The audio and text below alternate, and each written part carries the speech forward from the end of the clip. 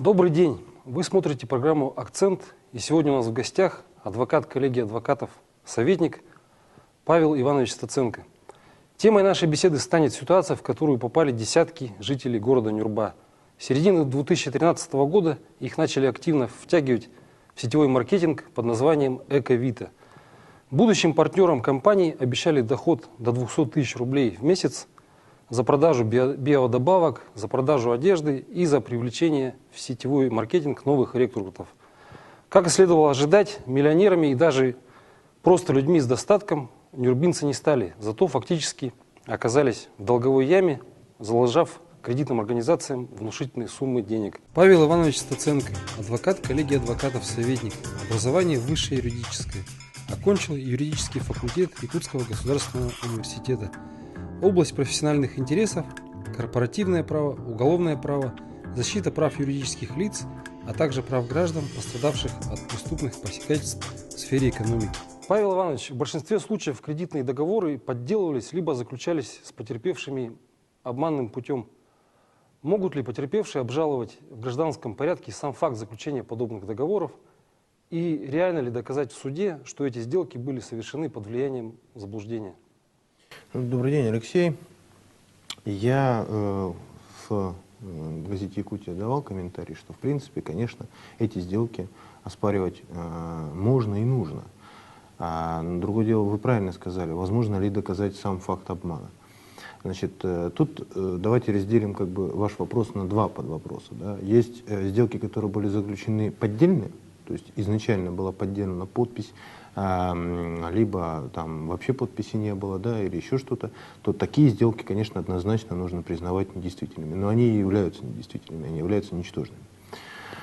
В данном случае, если люди уже выплатили какие-то части, проблемы будут, если, конечно, люди выплатили часть кредитных средств, но поскольку они не ставили подписи, не давали согласия, естественно, это будет уже, конечно, и мало того, что состав преступления уже прослеживается, да, у человека, который сделал эту, собственно, подделку, так эти сделки еще будут недействительными. Более сложный вопрос касается сделок, которые были заключены под влиянием обмана или заблуждения.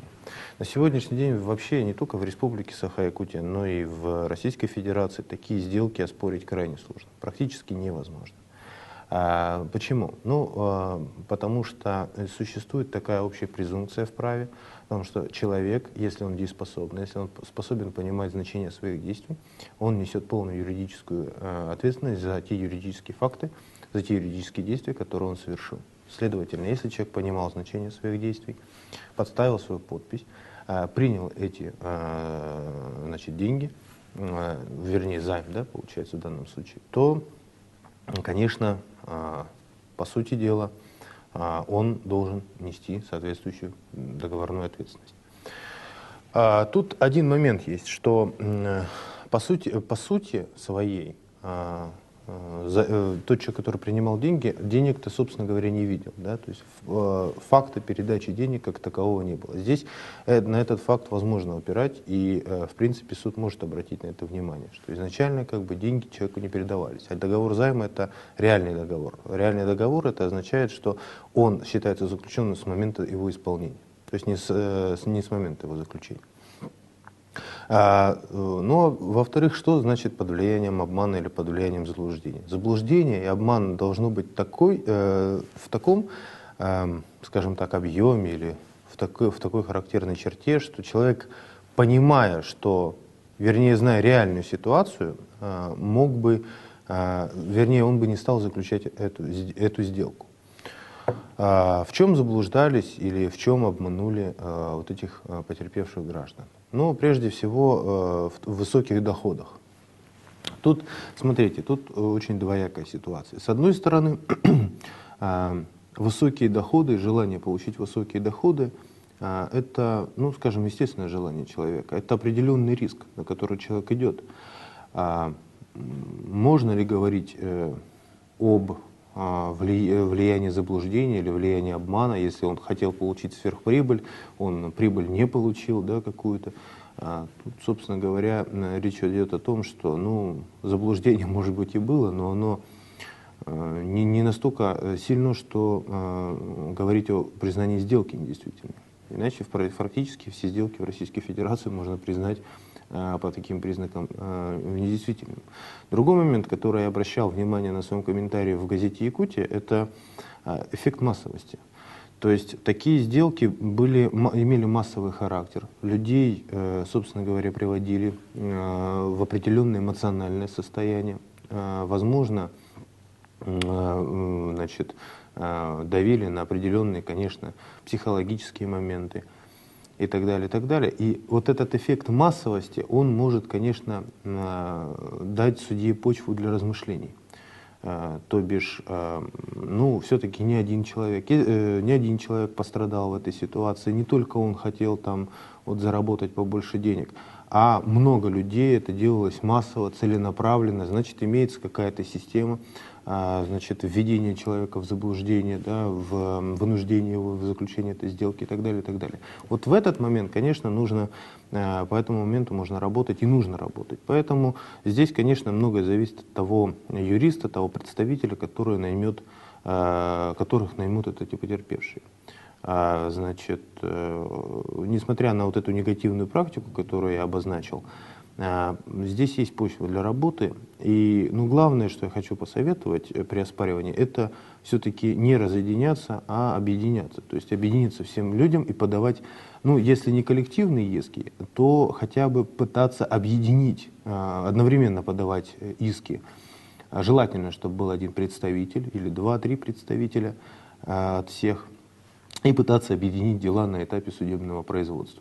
Для того, чтобы все-таки отказывать одному человеку в удовлетворении требований, это существенно проще, чем отказывать сразу 25. Исходя из вашего ответа, можно понять, что привлечь к уголовной ответственности организаторов вот этой авантюры по факту мошенничества нереально.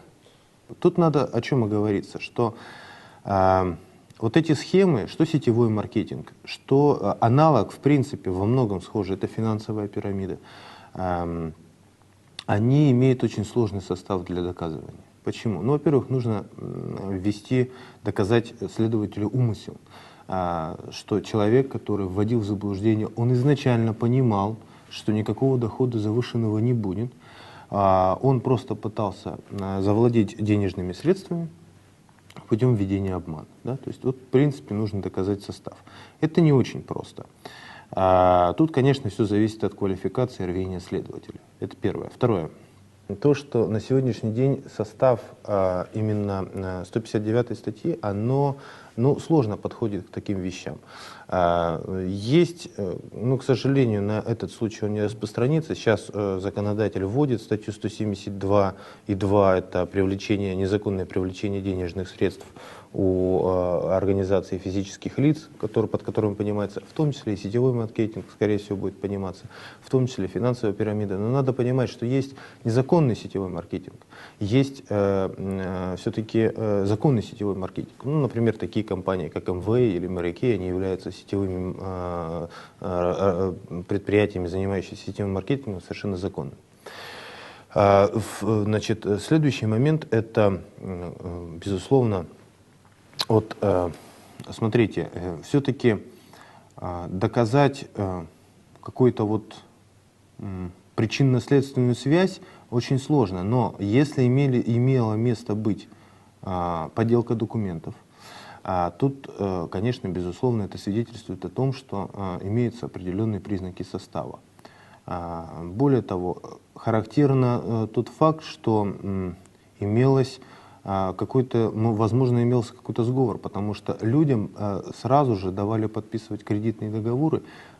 По факту они их не видели, и деньги уходили организации, а, собственно, людей фактически вешали обманным путем долги. Тут есть над чем поработать. Я думаю, что при грамотной работе следователя, вернее, следственных органов на этапе предварительного расследования есть шанс, определенный есть шанс хотя бы по той части, которая имеет место факт подделки документов, возбудить уголовное дело. Но тут нужно сказать, что и самим потерпевшим не нужно сидеть без дела, потому что Прежде всего, нужно, конечно, нанять хорошего адвоката. Второй момент, значит, не давать адвокату спуска. То есть он должен работать. Если следователи ведут каким-то образом, какие-то уводят дело, либо там отказывают в возбуждении дела, они должны обжаловать эти действия следователя, значит, идти к руководителю следственного органа, идти в суд с требованием все-таки возбуждать уголовное дело. Потому что я говорю, что определенные признаки значит, в этом состава преступления имеются. Ну, другое дело, что их надо, конечно, объективно проверить, и это может сделать только следственный орган. Насколько часто в вашу коллегию адвокатов-советник обращаются граждане, попавшие в аналогичную ситуацию? Значит, смотрите, ну, в коллегию советник вот такой массовости, конечно, значит, не было. То есть, в принципе, вот этот случай, когда массово люди начинают жаловаться, он вообще случай уникальный. Другое дело, что я первый раз вообще сталкиваюсь с тем, что кредитные средства были, вернее, люди получали кредитные средства и отдавали, собственно говоря, вот этим организациям. Поэтому таких, конечно, дел у нас не было. Другое дело, что были дела по оспариванию вообще включения, значит, вот, участия в этом сетевом маркетинге. И, ну, скажем так, конечно, большая часть дела не в пользу нас было, но были и положительные отзывы. Я повторюсь, что здесь очень важное значение имеет тот факт, что люди понимали значение своих действий. Они не были, значит, по каким-то там алкогольным опьянениям, не были под наркотическим каким-то воздействием. Да? То есть люди, в принципе, полностью осознавали значение своих действий. И это, конечно, очень серьезно влияет на защиту лица. А вот эффект, ну, я повторюсь, что у нас не было массовости. Вот если бы, конечно, вот такой массовый характер имеет, то это, конечно, имеет определенную почву для положительного результата. Большое спасибо, Павел Иванович, что нашли время ответить на наши вопросы. Большое спасибо, что пригласили. Это была программа «Акцент». До встречи.